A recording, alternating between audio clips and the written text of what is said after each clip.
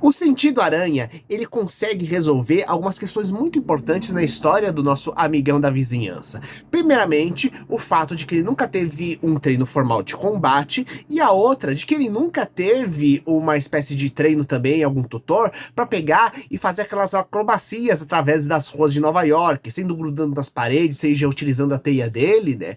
E por quê? Porque o sentido aranha, que foi uma das habilidades que ele ganhou quando foi picado por uma aranha radioativa, permite ele pegar e detectar o perigo. E o que acontece? Existe uma HQ muito legal chamada 99 Problemas do Homem-Aranha, onde ele perde o sentido aranha e é atacado em massa pelos vilões, os 99 problemas que ele tem que enfrentar. E aí fica bem claro como qualquer tipo de alto risco para ele de morte ou de dano grave, o que inclui uma queda, um soco que vai na direção dele, um golpe que ele dê errado por causa que não pegue no adversário, mas acabe machucando a própria mão dele. Tudo isso, o sentido dele alerta, né? Então, fica a pequena dúvida. Será que existiria alguma coisa no mundo real no qual poderia se apoiar o sentido aranha? Eu sou o Dr. Luiz, sejam bem-vindos ao Monstros e Aventuras, e no nosso quadro de hoje, Médico Explica, nós vamos falar sobre uma área cerebral muito interessante que se a pessoa tivesse algum tipo de alteração no mundo real, e curiosamente, existem algumas pessoas que têm algumas alterações bem interessantes, seria capaz de pegar e gerar algo similar a esse sentido extra do personagem. Mas vamos entender um pouquinho melhor? Por que a gente fala muito dos 5 sentidos? O tato, o olfato, o paladar, etc.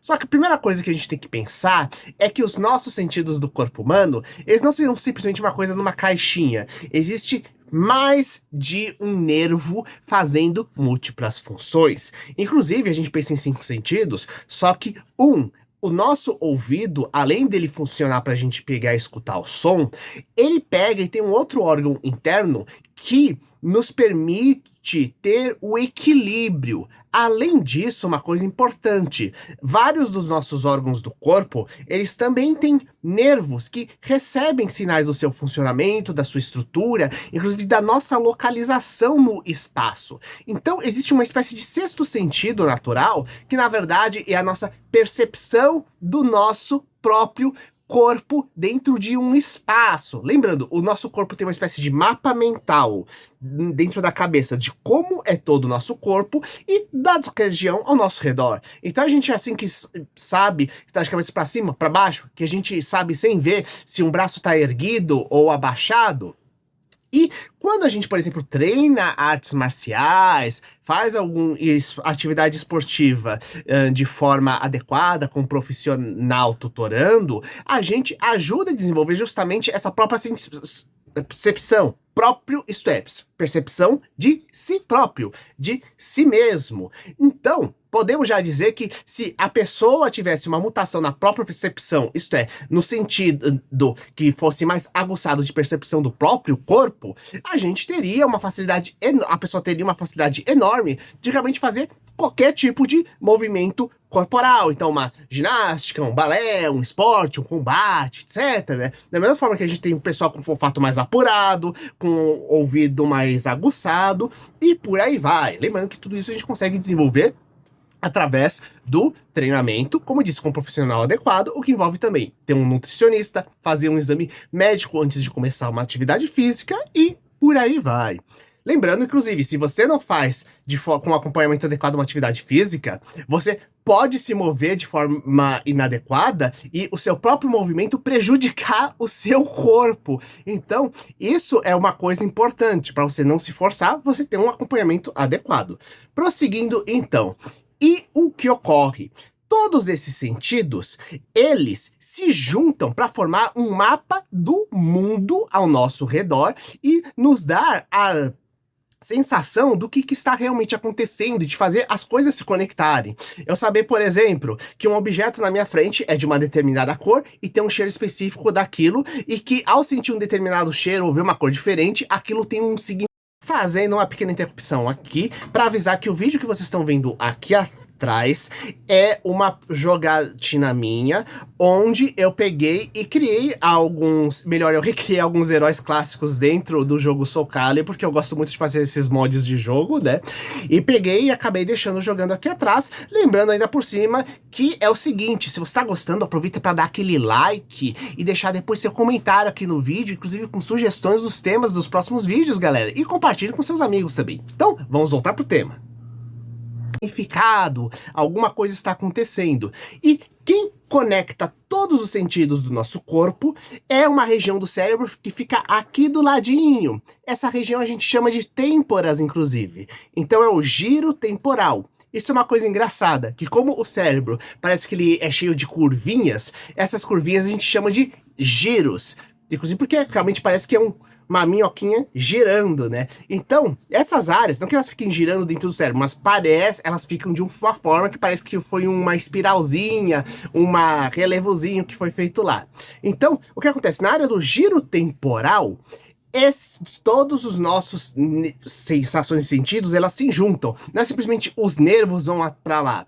O nervo pega, passa por parte do cérebro, o cérebro vai transformar aquela informação pura em uma coisa importante, em uma coisa que tem significado, não é simplesmente uma foto, aquilo faz um sentido dentro do mundo dos sentidos, perdão, trocadilho, e o que acontece? Eles vão juntar tudo para fazer esse mapa.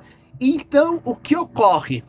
Alterações dentro do giro temporal, dentro do lobo temporal, que a gente também divide o cérebro em áreas, em lobos, que são as áreas maiores, a gente tem que parar de ver o cérebro como se fosse um único grande órgão e ver ele como se fosse um sistema, que assim como o sistema de digestão, ele processa toda a comida para extrair os nutrientes para o nosso corpo, ou o sistema urinário, ele extrai e processa todos os líquidos no nosso corpo, o cérebro, ele é um super sistema com várias estruturas diferentes que vão fazendo isso, só que com informação, com conhecimento que a gente pega o tempo todo do nosso mundo ao redor e também da nossa percepção do nosso próprio corpo, já que você sente que você está respirando, se você prestar atenção, você não apenas escuta, você sente o coração batendo e por aí vai.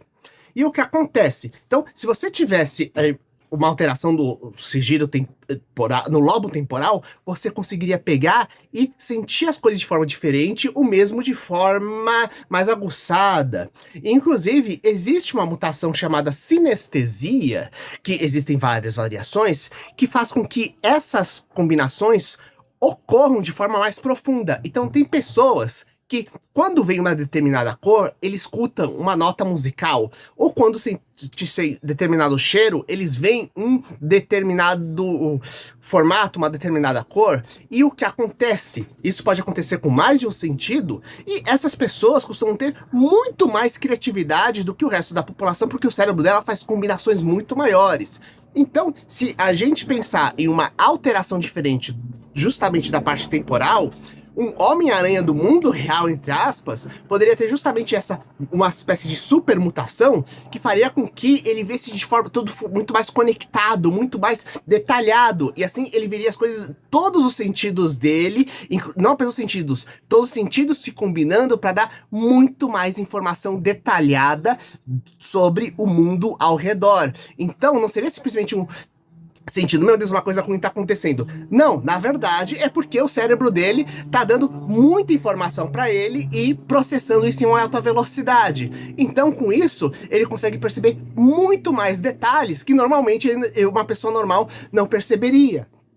Assim como a gente tem, por exemplo, quando a gente tem um profissional que lida com carro, por exemplo, ele vai escutar barulhos que você nem conseguiu ouvir e saber algumas vezes, é tal coisa que tá com problema.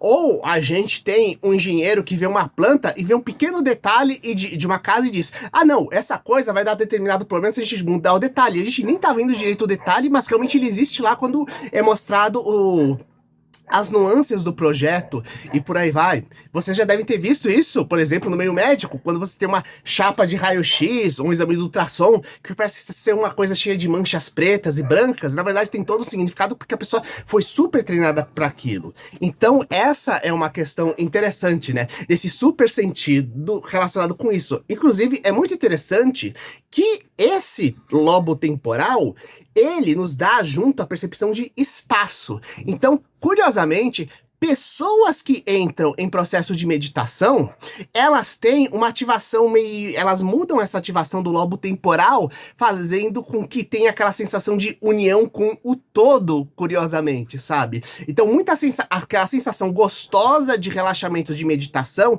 parte dela é gerada porque ela tá ativando de uma forma diferente o lobo temporal. Lembrando que uma meditação com um profissional correto, devidamente guiada, não simplesmente copiando aquilo que você viu na internet, ela pega e é uma atividade física como qualquer outra, porque envolve você prestar atenção e foco e você controlar a sua mente naquela direção e foco para conseguir um determinado resultado, e faz bem para a saúde quando você da mesma forma como qualquer outra atividade física ou esporte. Você tendo um tutor adequado, com exame físico prévio, para saber se você pode fazer ou não, o que é uma coisa muito importante. Então, nosso Homem-Aranha do mundo real, se ele tivesse ele poderia existir tendo uma alteração dessas, o que já justificaria uma super habilidade dele, o super conhecimento e criatividade do nosso querido Homem-Aranha, que a gente tem que lembrar que o Peter Parker é um cientista extremamente genial, ainda por cima,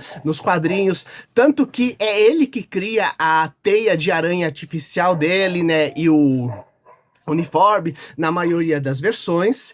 E no próximo vídeo vamos falar um pouquinho sobre o Venom e de como aquilo que existe no mundo real que ajuda a inspirar ele, e aprender um pouco mais sobre justamente o nosso corpo utilizando a ciência por trás de Venom. Então, gente, até o próximo vídeo!